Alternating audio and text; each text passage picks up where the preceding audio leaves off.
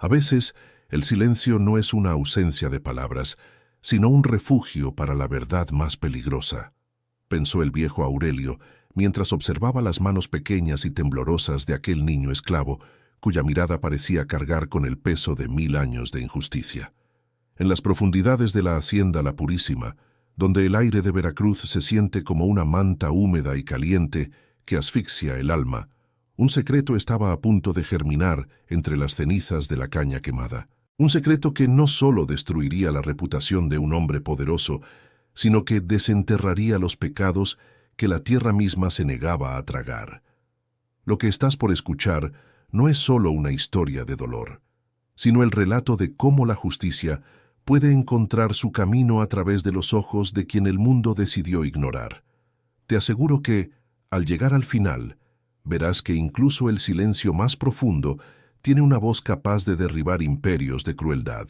Quédate conmigo hasta el último segundo, porque cada detalle de este relato es una pieza de un rompecabezas que te dejará sin aliento. Si te apasionan estas historias de redención y coraje, te invito a que te suscribas al canal y me dejes un comentario con una nota del 0 al 10 para esta historia. Tu apoyo es lo que me permite seguir dándole voz a estos relatos olvidados. La hacienda La Purísima era un reino de sombras bajo el sol implacable. El olor a melaza dulce y a sudor rancio se filtraba en cada rincón, marcando el ritmo de una vida dictada por el látigo y la codicia. Al mando de todo estaba don Hipólito, un aristócrata de sangre fría que caminaba por sus tierras como si fuera un dios antiguo, uno que solo exigía sacrificios y nunca otorgaba misericordia. Y a su lado, siempre un paso atrás, pero con el poder de decidir quién vivía y quién moría en los campos, estaba Aurelio. Aurelio era el capataz mayor, un hombre de piel curtida por décadas de sol y una cicatriz profunda que le cruzaba el pómulo izquierdo, un recordatorio eterno de una rebelión que él mismo se encargó de sofocar con una violencia que todavía le perseguía los sueños. A sus 50 años, Aurelio era el brazo armado de la injusticia, pero por dentro era un hombre que se estaba desmoronando. Sus ojos, antes afilados como cuchillos, ahora se perdían con frecuencia en el horizonte del río, buscando algo que el aguardiente ya no podía darle: paz. Cada noche, después de que el último jornalero se retiraba a la barraca y los perros de caza dejaban de ladrar, Aurelio se encerraba en su pequeña choza de madera cerca del trapiche. Allí, rodeado por el eco de los engranajes que molían la caña, intentaba ahogar sus fantasmas en una botella de aguardiente de caña. Pero los fantasmas de La Purísima eran persistentes. No tenían miedo al alcohol, y mucho menos al hombre que los había creado. Fue en una de esas noches sofocantes cuando don Hipólito le trajo a Mateo. El niño no debía tener más de 10 años, pero sus ojos eran pozos de una sabiduría triste y oscura. «Aquí tienes a tu sombra, Aurelio», le dijo el hacendado con una sonrisa que no llegaba a sus ojos. «Dicen que perdió el habla cuando un rayo quemó su choza en las islas. Es perfecto para ti. Ve todo, escucha todo, pero no puede decir nada. Será tu sirviente personal, tu confesionario mudo». Aurelio miró al pequeño, que permanecía inmóvil, con la espalda recta y la mirada fija en el suelo. Para el capataz, el niño no era más que otro recordatorio de su propia miseria, una figura vulnerable en un mundo de lobos. Pero lo que Aurelio no sospechaba, lo que nadie en la hacienda podía siquiera imaginar, era que Mateo no era un recipiente vacío. Detrás de ese silencio absoluto, el niño poseía una memoria que registraba cada suspiro, cada gesto y cada palabra dicha en la oscuridad. Y más peligroso aún, Mateo sabía leer y escribir, un regalo secreto de una vida anterior que guardaba como un arma cargada bajo su lengua. Pero eso era solo el comienzo de una relación que cambiaría el destino de todos. La rutina se instaló en la choza de Aurelio como una neblina pesada. Mateo se encargaba de limpiar las botas llenas de barro del capataz, de servirle el aguardiente y de mantener encendida la lámpara de aceite que proyectaba sombras danzantes en las paredes de madera. Aurelio, Convencido de que el niño era incapaz de procesar la magnitud de lo que ocurría a su alrededor, comenzó a soltar palabras. Al principio eran quejas mundanas, insultos dirigidos al calor o a la terquedad de los bueyes. Sin embargo, a medida que el aguardiente hacía mella en su voluntad, las quejas se transformaron en confesiones. «Este lugar está maldito, muchacho», murmuró Aurelio una noche, con la voz rota por el tabaco y la culpa. «Las raíces de esta caña no beben agua, beben la sangre de los que enterramos bajo la luna». Mateo no se inmutó. Siguió frotando el cuero de las botas, pero sus oídos captaron cada sílaba, guardándolas en un rincón de su mente donde la justicia esperaba su momento. Aurelio sentía una extraña comodidad frente al niño. Era como hablarle a una pared que respiraba. Por primera vez en años, el capataz no tenía que fingir ser el hombre de hierro que don Hipólito exigía. Podía ser el anciano quebrado que se arrepentía de cada latigazo. Pero había algo en Mateo que no terminaba de encajar. A veces, cuando el niño creía que Aurelio dormía, sus movimientos eran demasiado precisos, demasiado inteligentes. Y lo que sucedió después fue todavía más inquietante. Una noche, mientras el viento traía el aroma a lluvia desde el golfo, Aurelio sacó de entre sus ropas un objeto que guardaba con un recelo casi religioso. Era un relicario de plata, gastado por el tiempo, pero aún elegante, con grabados que hablaban de una alcurnia que no pertenecía a los campos de esclavos. El capataz lo sostuvo frente a la llama de la vela, y por un momento Mateo dejó de limpiar. Sus ojos se clavaron en el brillo del metal con una intensidad que habría hecho temblar a cualquiera, pero Aurelio estaba demasiado ebrio para notarlo. «¿Ves esto, mudo?», preguntó Aurelio, con una risa amarga. «Es el precio de mi alma. Se lo quité a una mujer hace años, una mujer que gritaba que era libre, que tenía papeles. Don Hipólito me ordenó que la hiciera callar, y yo lo hice. La enterramos en el cañaveral, donde nadie busca, donde los muertos no tienen nombre». En ese instante, un rayo iluminó el cielo de Veracruz, y por un segundo, la cara de Mateo se transformó. No era la cara de un niño asustado, sino la de un juez que acaba de escuchar una sentencia. Pero la oscuridad regresó rápido, y Aurelio solo vio al mismo niño silencioso de siempre. Lo que el capataz no sabía era que ese relicario no era un botín de guerra cualquiera. Para Mateo, ese objeto era la única conexión que le quedaba con su madre, la mujer que le había enseñado a escribir en la arena de una playa lejana antes de ser arrebatada por la codicia de los hombres. El lazo entre el verdugo y la víctima se había cerrado, aunque solo uno de ellos lo sabía. A partir de esa noche, el comportamiento de Mateo empezó a cambiar sutilmente. Durante el día, mientras Aurelio supervisaba el trabajo en el trapiche, el niño se las ingeniaba para observar los libros de cuentas que quedaban olvidados en la oficina de don Hipólito. Con una rapidez asombrosa, Mateo memorizaba nombres, fechas y deudas.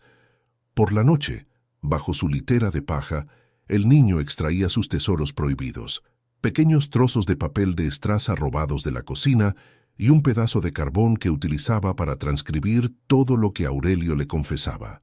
El capataz, cada vez más hundido en su propia desesperación, empezó a dar detalles más atroces. Habló de la fosa de los olvidados, un sector del cañaveral donde el suelo siempre estaba más oscuro y la caña crecía más alta.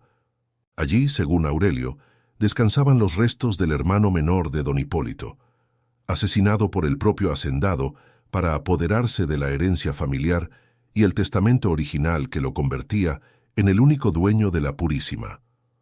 Don Hipólito cree que el papel arde, pero el papel solo se esconde, susurró Aurelio acercándose a Mateo. Él piensa que lo quemé, pero yo no soy tan tonto, muchacho. Ese testamento está guardado en el doble fondo de un baúl, en la biblioteca de la Casa Grande. Es mi seguro de vida. El día que decida deshacerse de mí, ese papel lo llevará a la horca. Aurelio reía, una risa que sonaba como el crujir de huesos secos. Se sentía seguro confesándole esto al niño mudo. ¿A quién se lo iba a decir? ¿Cómo podría un niño esclavo que no puede emitir un sonido traicionar al capataz más temido de la región? Pero el error de Aurelio fue el mismo que cometen todos los tiranos: subestimar el poder de la observación y la fuerza silenciosa de los oprimidos. Mateo escribía febrilmente en la oscuridad. Cada palabra de Aurelio era un clavo más en el ataúd de don Hipólito. El niño sabía que su silencio era su mejor armadura, pero también sabía que el tiempo se estaba agotando. En la hacienda, los rumores corrían como el fuego en la zafra. Se decía que don Hipólito estaba perdiendo la paciencia con Aurelio. El capataz se estaba volviendo blando, permitiendo que algunos esclavos descansaran más de lo debido o mirando hacia otro lado cuando alguien robaba un pedazo de pan. La tensión en la Purísima era un hilo tenso a punto de romperse. Aurelio lo sentía en la forma en que los otros capataces lo miraban, en la frialdad de los saludos de don Hipólito, y Mateo, desde su rincón sombrío, veía cómo el destino de ambos se entrelazaba cada vez más. El hombre que le había quitado todo a su madre era ahora el único que, sin saberlo, le estaba dando las herramientas para recuperarlo. Pero la verdadera tormenta estaba por desatarse. Una tarde, un mensajero llegó a la casa grande con una noticia que hizo palidecer incluso a don Hipólito. Un oidor real, un juez enviado directamente desde la Ciudad de México, llegaría en 2 semanas para inspeccionar las cuentas y el trato de los siervos en las haciendas de Veracruz. La corona estaba recibiendo demasiadas quejas de abusos, y la Purísima estaba en la mira. Don Hipólito, enfurecido, llamó a Aurelio a su despacho. «Limpia todo, Aurelio», ordenó el hacendado, golpeando su escritorio con el puño. «No quiero ver cicatrices, no quiero escuchar quejas. Y ese niño, el mudo, deshazte de él. No quiero testigos extraños merodeando cuando llegue el juez. Véndelo a las minas del norte mañana mismo». Aurelio sintió un frío que no tenía nada que ver con el clima. Vender a Mateo a las minas era condenarlo a una muerte lenta y dolorosa en menos de 1 año. Por primera vez en décadas, algo dentro del capataz se reveló. Miró al niño que esperaba afuera de la oficina, esa pequeña sombra que lo había escuchado llorar y confesar sus pecados sin juzgarlo. «¿A las minas, señor?», preguntó Aurelio con la voz temblorosa. «Pero el muchacho es útil aquí. Es mi sombra». «Es un estorbo», gritó don Hipólito. «Haz lo que te digo, o tú serás el siguiente en la lista de los olvidados». Aurelio salió del despacho con el corazón martilleando contra sus costillas. Sabía que su tiempo de lealtad ciega había terminado. Al mirar a Mateo, que lo observaba con esa calma sobrenatural, el capataz comprendió que su última oportunidad de redención no estaba en el aguardiente, sino en proteger la verdad que él mismo había depositado en las manos de aquel niño. Y es aquí donde la historia toma un giro que nadie en la Purísima pudo prever. Porque mientras Aurelio planeaba cómo salvar al niño, Mateo ya estaba terminando de escribir la última página de su denuncia. El silencio estaba a punto de romperse y el eco se escucharía en todo el virreinato. Pero ¿podría un niño mudo y un capataz quebrado enfrentarse al hombre más poderoso de Veracruz?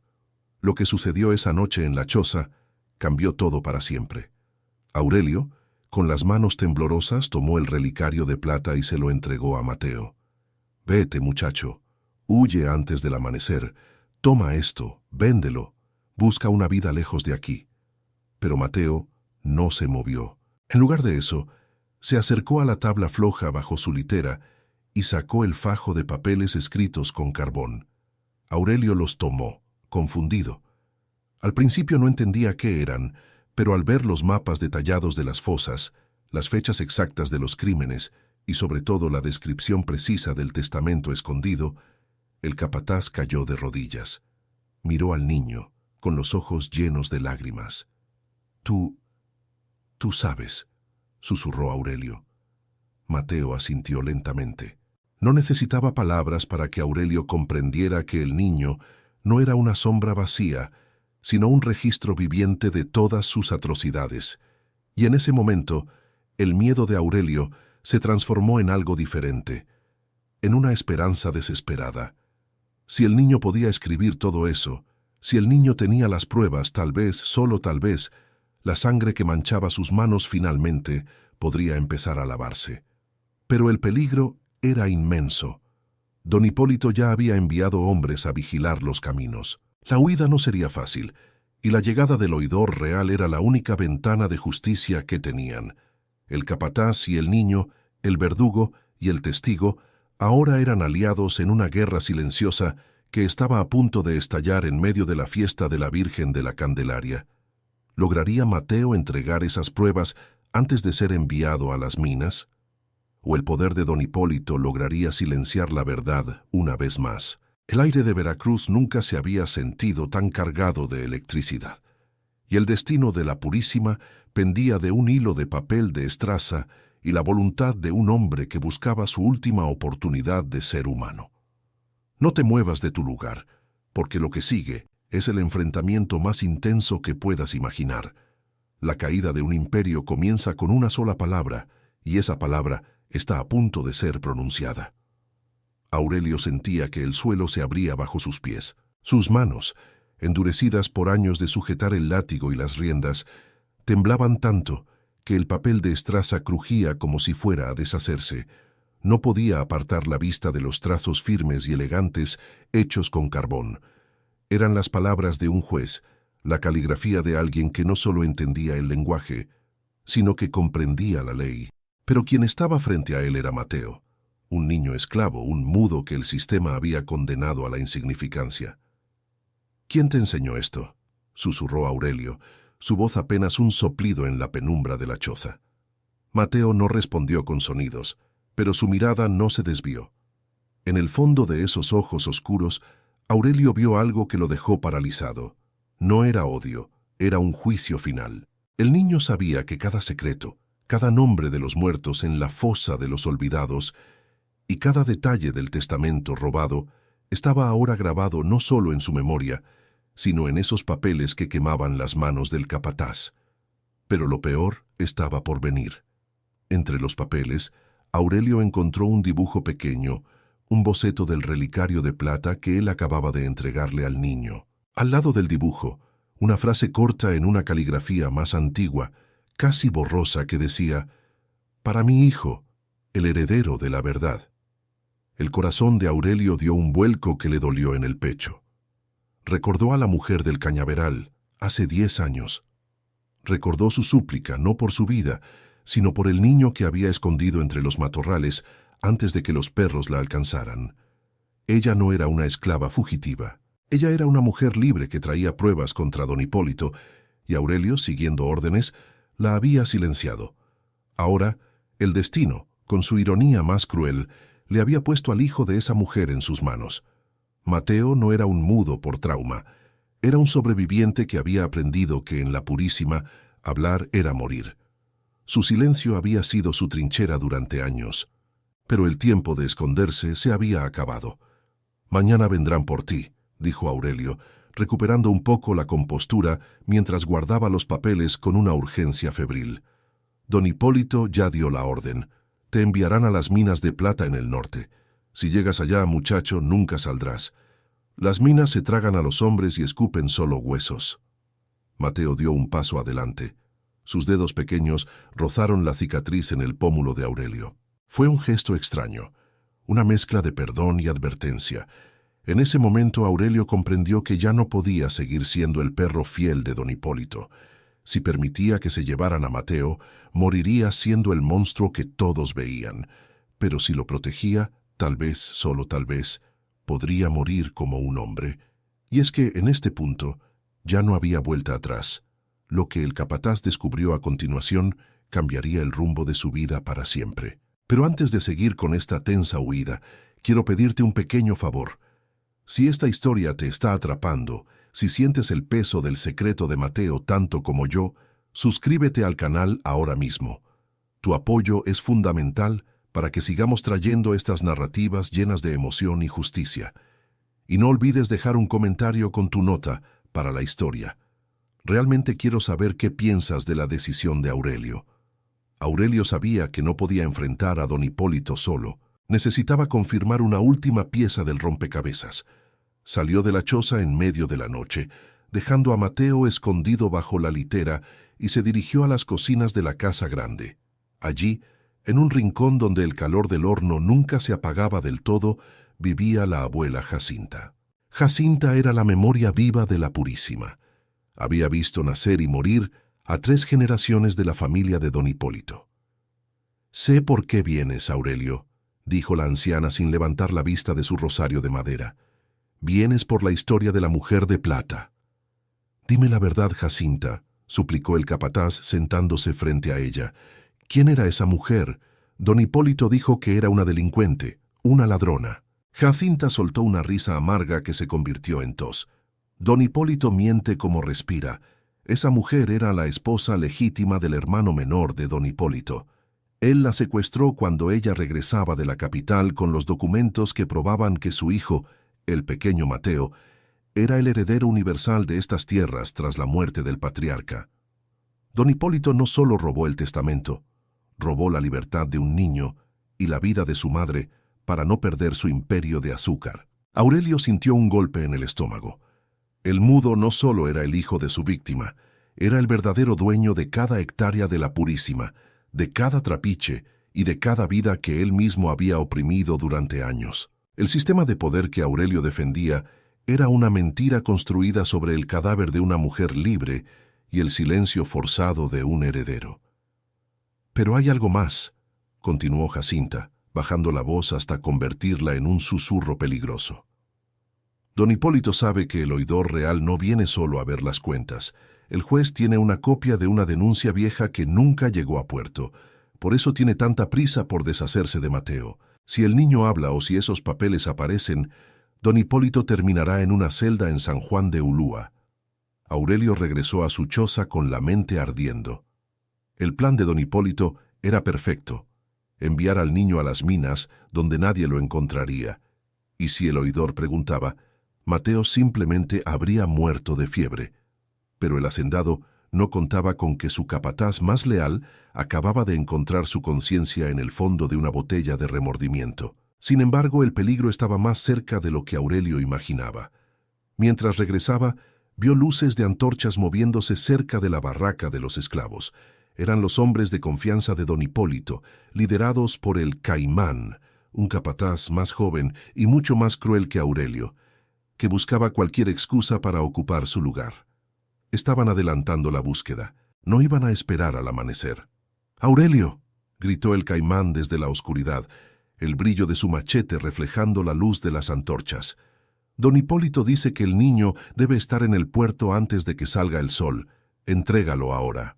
Aurelio se detuvo frente a la puerta de su choza. Sintió el peso del arma en su cinturón, pero sobre todo sintió el peso de los ojos de Mateo, observándolo a través de las rendijas de la madera. «El muchacho está enfermo», mintió Aurelio con una calma que no sentía. «No aguantará el viaje hasta el puerto esta noche. Déjenlo descansar hasta el alba». «Órdenes son órdenes, viejo», escupió el Caimán, acercándose con sus hombres. «Y me parece que te estás volviendo demasiado apegado a esa sombra muda. Tal vez tú también necesites un viaje al norte». La tensión era un hilo de acero a punto de romperse.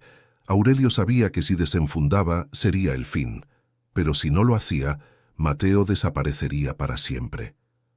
En ese momento de desesperación, una idea cruzó su mente. Un último juego de sombras. «Está bien», dijo Aurelio, fingiendo una derrota que no sentía. «Busquen las cuerdas. Yo mismo lo sacaré». Entró en la choza y cerró la puerta. Mateo lo miraba desde el rincón, con el fajo de papeles apretado contra el pecho. Aurelio se acercó y le susurró al oído: «No vas a ir a las minas, vas a ir a la casa grande». Mateo lo miró con confusión, pero Aurelio no tenía tiempo de explicar. El lugar más peligroso de la hacienda, la biblioteca de don Hipólito, era ahora el único lugar donde podían encontrar la prueba definitiva, el testamento original con el sello del patriarca. Pero entrar en la casa grande siendo un esclavo y un capataz bajo sospecha era una misión suicida.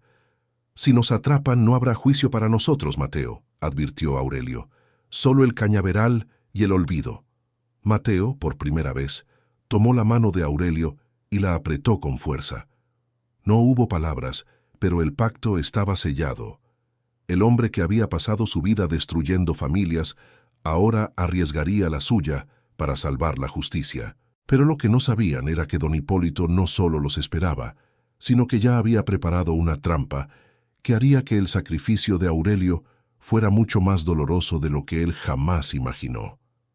El camino hacia la casa grande estaba lleno de ojos y oídos. Cada crujido de las hojas secas, cada grito de un ave nocturna parecía una alarma. Pero lo que estaba a punto de suceder dentro de esas paredes de piedra cambiaría la historia de Veracruz para siempre. Porque el secreto de Mateo no era solo lo que sabía, sino quién era realmente, y el momento de reclamar su nombre estaba llegando con la fuerza de un huracán. ¿Lograrán burlar al Caimán y sus hombres en la oscuridad? ¿Estará el testamento realmente donde Aurelio cree?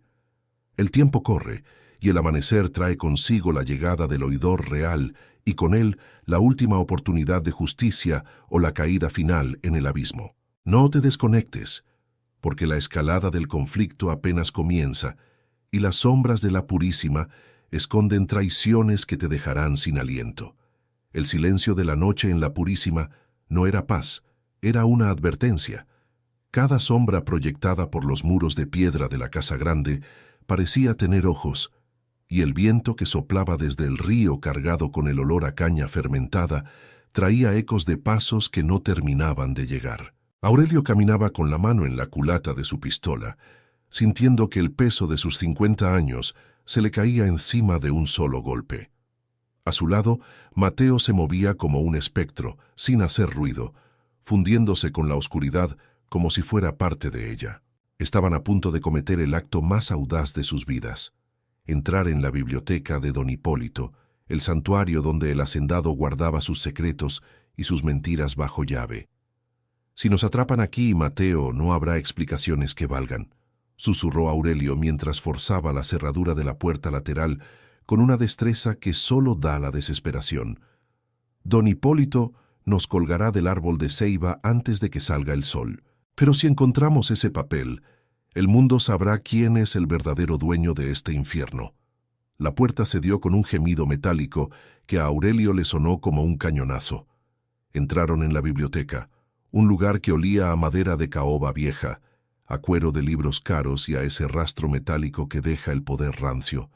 Mateo se detuvo en seco. Sus ojos recorrieron las estanterías llenas de volúmenes que nunca se abrían, símbolos de una cultura que don Hipólito usaba solo como decoración. Para el niño ese lugar era el vientre de la bestia que se había tragado la vida de su madre, pero lo que descubrieron entre aquellas paredes los dejaría sin aliento. Pero antes de que te revele el hallazgo que cambió el destino de Mateo, quiero hacerte una pregunta. ¿Crees que un hombre como Aurelio con las manos manchadas de sangre merece realmente la redención? Déjame tu opinión en los comentarios y, si aún no lo has hecho, suscríbete para no perderte el desenlace de esta increíble historia. Tu apoyo es lo que nos permite seguir narrando estos relatos de justicia y coraje. Aurelio se dirigió directamente hacia un rincón oscuro de la sala, donde un baúl de roble con herrajes de hierro descansaba bajo una capa de polvo. «Aquí es», jadeó el capataz. Con manos temblorosas, comenzó a vaciar el baúl, sacando mantas viejas, mapas de la región y registros de compras de esclavos que databan de décadas atrás. Mateo observaba cada movimiento, con su pequeño fajo de papeles apretado contra el pecho, como si fuera un escudo. Presionó una moldura de madera casi invisible en la esquina del baúl y se escuchó un clic seco. El doble fondo se abrió, revelando un sobre de cuero atado con un cordón de seda roja. Dentro, un pergamino con el sello real de la corona española y la firma del patriarca de la familia, el padre de don Hipólito. Era el testamento original. Mateo se acercó y a la luz de la pequeña lámpara de aceite, sus dedos rozaron el papel. Sus ojos, rápidos y precisos, leyeron las palabras que don Hipólito había intentado borrar de la historia. «Y lego la totalidad de las tierras de la Purísima y sus beneficios a mi nieto legítimo, hijo de mi hijo menor, cuya estirpe debe ser protegida ante cualquier ambición». Al lado del nombre del niño estaba el nombre de la madre de Mateo. con una anotación que confirmaba su libertad otorgada por el propio patriarca. «Es tuyo, muchacho», dijo Aurelio, con la voz quebrada. «Todo esto siempre fue tuyo. La tierra que has pisado como esclavo, el aire que has respirado con miedo, eres el dueño de todo». Pero la alegría fue corta. Un sonido de pasos pesados resonó en el pasillo exterior, acompañado por el brillo de antorchas que se filtraba bajo la puerta. Don Hipólito no estaba dormido. Al contrario, el hacendado había estado esperando el momento en que Aurelio cometiera el error definitivo. El Caimán y sus hombres habían alertado al amo.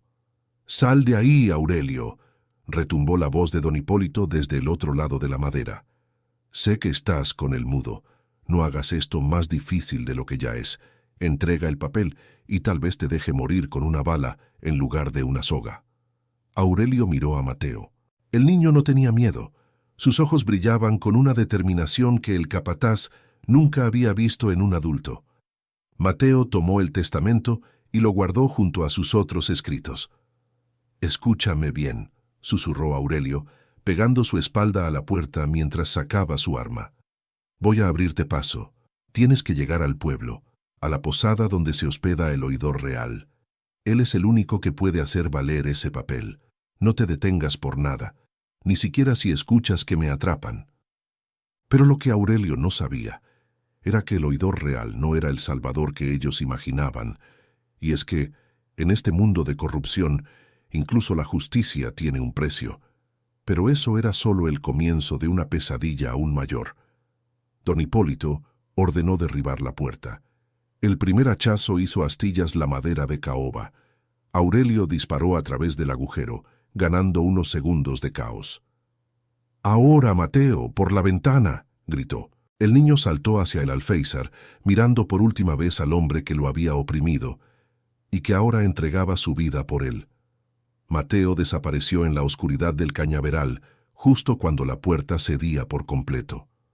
Aurelio se encontró cara a cara con don Hipólito. El hacendado entró con paso firme, vestido con su bata de seda pero con los ojos inyectados en odio. Detrás de él, el Caimán sujetaba un látigo con puntas de metal. «¿Dónde está el niño, Aurelio?», preguntó don Hipólito con una calma aterradora. «Lejos de tu alcance, Hipólito», respondió el capataz, escupiendo sangre. «Ya no eres el dueño de este lugar, solo eres un inquilino de paso en la casa de ese muchacho». El golpe del Caimán fue rápido y brutal, pero Aurelio no gritó. Sabía que cada segundo que él resistiera era un segundo más de ventaja para Mateo. Lo que el capataz ignoraba era que Mateo no estaba huyendo hacia el pueblo. El niño, con su memoria prodigiosa, recordó algo que Aurelio le había confesado en una de sus noches de borrachera. La justicia no está en los papeles, está en el pueblo que ha sufrido. Mateo se internó en la barraca de los esclavos, en medio de la noche. No necesitaba hablar para que sus hermanos de cadena comprendieran que algo grande estaba pasando. Les mostró el relicario de plata, el símbolo de la mujer libre que todos recordaban en susurros. Les mostró el testamento con el sello real. El silencio del niño se convirtió en una proclama muda que recorrió los camastros de paja. La Purísima estaba despertando. Pero el tiempo corría en contra. El oidor real llegaría en pocas horas, y don Hipólito ya estaba preparando una bienvenida llena de mentiras y banquetes. El hacendado ordenó quemar la choza de Aurelio y registrar cada rincón del cañaveral. «Si encuentran al niño, mátenlo», ordenó a sus hombres, «y traigan el papel. Si ese testamento llega a manos del juez, todos terminaremos en el garrote». Y es aquí donde mucha gente se rinde, pero Mateo no podía. El conflicto escalaba hacia un clímax inevitable durante la fiesta de la Virgen de la Candelaria. Las fuerzas de la opresión y el hambre de libertad estaban a punto de chocar en el patio central de la hacienda. Pero, ¿qué pasaría si el oidor real ya hubiera sido comprado por don Hipólito? ¿Y si el sacrificio de Aurelio fuera en vano? El destino de Mateo estaba escrito en carbón y papel de estraza, pero la verdadera batalla se libraría con el corazón. Prepárate, porque lo que viene a continuación es el enfrentamiento final, donde las máscaras caerán y la voz del silencio se escuchará más fuerte que el trueno. No te despegues, porque la caída de don Hipólito está más cerca de lo que imaginas, pero el precio de la libertad será más alto de lo que nadie esperaba. El primer rayo de sol de la mañana de la Virgen de la Candelaria no trajo calidez a la Purísima, sino una luz cruda que desnudaba la podredumbre oculta tras las paredes de cal y canto. Aurelio estaba encadenado en el mismo poste del patio central donde tantas veces había visto sufrir a otros. Su espalda, antes erguida por el orgullo de mando, ahora estaba encorvada por el peso de los golpes del Caimán, pero en sus ojos no había derrota.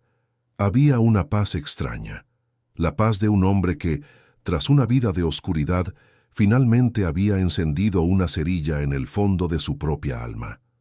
Don Hipólito se acercaba a él, vestido con sus mejores galas, para recibir al oidor real. Sus botas relucientes pisaban la tierra seca con una arrogancia que desafiaba a la justicia misma. «Mírate, Aurelio», escupió el hacendado, ajustándose los puños de encaje. «Tantos años de lealtad tirados a la basura por un niño mudo que ni siquiera es de tu sangre. Dime dónde está el testamento, y te prometo que tu muerte será rápida.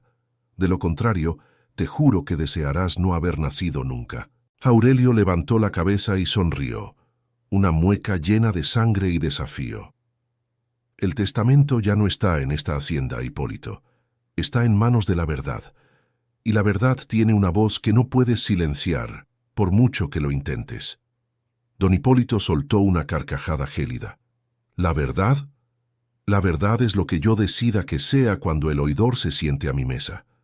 Ese juez busca oro y buena comida, no los delirios de un capataz borracho y un esclavo que no puede hablar». Pero lo que el hacendado no sospechaba era que el tablero de juego había cambiado por completo mientras él dormía. Y es aquí donde la historia da un giro que te hará cuestionar todo lo que creías saber sobre el poder. Pero antes de revelarte el increíble plan de Mateo, quiero recordarte algo importante. Si te está gustando esta narración cargada de tensión y misterio, suscríbete al canal ahora mismo. Tu apoyo es lo que mantiene vivos estos relatos. Y dime en los comentarios, ¿qué nota le das a la valentía de Aurelio en este momento? Te leo con mucha atención. Mientras Aurelio resistía en el poste, Mateo no estaba huyendo. El niño, guiado por una inteligencia que superaba con creces sus 10 años, se encontraba en el corazón de la barraca de los esclavos. No necesitaba hablar. Sus manos, manchadas de carbón, extendieron los papeles de estraza frente a los hombres y mujeres que habían pasado su vida bajo el yugo de la Purísima. Les mostró el testamento original, el sello real que brillaba bajo la luz de las velas de sebo, y sobre todo, el relicario de plata de su madre. El silencio de la barraca se volvió denso, eléctrico. Los esclavizados, que siempre habían visto a Mateo como una sombra inofensiva, ahora comprendían que tenían frente a ellos al heredero legítimo de la tierra que trabajaban. El niño comenzó a repartir pequeñas notas, transcripciones de las confesiones de Aurelio, que detallaban los crímenes de don Hipólito. «La justicia no viene de afuera», parecía decir la mirada de Mateo. «La justicia nace de lo que sabemos». Pero el tiempo se agotaba. El estruendo de un carruaje resonó en el camino de entrada. El oidor real, escoltado por una guardia de soldados, estaba cruzando el arco principal de la hacienda. Don Hipólito ordenó al Caimán que cubriera a Aurelio con una manta y lo ocultara en el establo. No quería que el juez viera sangre antes del banquete. El oidor, un hombre de rostro severo y ojos cansados llamado don Manuel, bajó del carruaje con la parsimonia de quien ha visto demasiada miseria humana. Don Hipólito lo recibió con una reverencia exagerada. «Bienvenido a la Purísima, Su Excelencia. Hemos preparado un festejo digno de su rango. Aquí todo es orden y prosperidad, como podrá comprobar». El juez asintió, pero sus ojos recorrieron el patio con una desconfianza profesional. «He recibido informes preocupantes sobre esta región, don Hipólito. Se habla de desapariciones, de deudas de honor no pagadas y de un testamento que nunca llegó a la capital. Espero que su hospitalidad incluya respuestas claras». Don Hipólito sintió un sudor frío recorriéndole la espalda, pero mantuvo su máscara de aristócrata. «Puras calumnias de gente envidiosa, Excelencia. Pasemos a la biblioteca. Allí podremos revisar los libros de cuentas con tranquilidad. Era el momento. Mateo sabía que si dejaba que entraran en la biblioteca, don Hipólito tendría el control del terreno. El niño salió de entre las sombras de la barraca, seguido por una procesión silenciosa de esclavizados. No llevaban armas, solo su presencia, una masa de humanidad que comenzó a rodear el patio principal, bloqueando el paso del juez y del hacendado. Don Hipólito se puso pálido. «Caimán, quita a estos animales de aquí, pidan disculpas a su excelencia», gritó perdiendo por un momento la compostura, pero los capataces se detuvieron. Algo en la atmósfera había cambiado. No era una rebelión violenta, era algo mucho más poderoso, el peso de la evidencia. Mateo se adelantó. Sus pies descalzos no hicieron ruido sobre la piedra. Se detuvo frente al oidor real y ante la mirada atónita de todos, no gritó ni lloró. Simplemente extendió su mano y le entregó el sobre de cuero con el testamento original y el fajo de papeles de Estraza. «¿Qué es esto?», preguntó el oidor tomando los documentos. «Es una trampa», gritó don Hipólito, abalanzándose para arrebatar los papeles. «Ese niño es un mudo loco, un esclavo que robó esos documentos de mi biblioteca para chantajearme». Pero el oidor real lo detuvo con un gesto seco de su bastón. Comenzó a leer, y a medida que sus ojos recorrían las líneas elegantes del testamento y las crudas confesiones escritas con carbón, su rostro se transformó en una máscara de piedra. Miró el sello real, luego el relicario que Mateo sostenía en su otra mano, y finalmente miró a don Hipólito. «Este testamento tiene el sello auténtico de mi predecesor», dijo el oidor, con una voz que resonó en todo el patio. «Y estas notas detallan lugares exactos, fechas y nombres. Hablan de una mujer libre asesinada y de una fosa en el cañaveral. Y es aquí donde mucha gente piensa que la historia termina, pero el peligro apenas comenzaba». Don Hipólito, acorralado, sabía que su vida dependía de silenciar a los testigos en ese mismo instante. Sus ojos buscaron al Caimán, dándole una señal silenciosa. El aire se volvió irrespirable. La tensión escaló a un punto de no retorno. Pero el destino tenía una última carta que jugar, y la jugaría a través de un hombre que todos daban por muerto, porque el sacrificio de Aurelio aún no había terminado, y la voz de Mateo estaba a punto de romper un silencio de años para reclamar lo que la sangre y la caña le habían arrebatado. Prepárate para el clímax final, donde la justicia se escribe con valor y la verdad florece sobre las tumbas del olvido. El silencio que cayó sobre el patio de la Purísima era tan denso que podía cortarse con el mismo machete que el Caimán sostenía con manos temblorosas. El oidor real, don Manuel, levantó la vista de los papeles de Estraza, y sus ojos, antes cansados, ahora ardían con la indignación de quien acaba de asomarse al mismísimo infierno. Don Hipólito, el hombre que se creía dueño de las vidas y las almas de Veracruz, retrocedió un paso, y en ese pequeño movimiento todos comprendieron que su imperio de terror acababa de desmoronarse.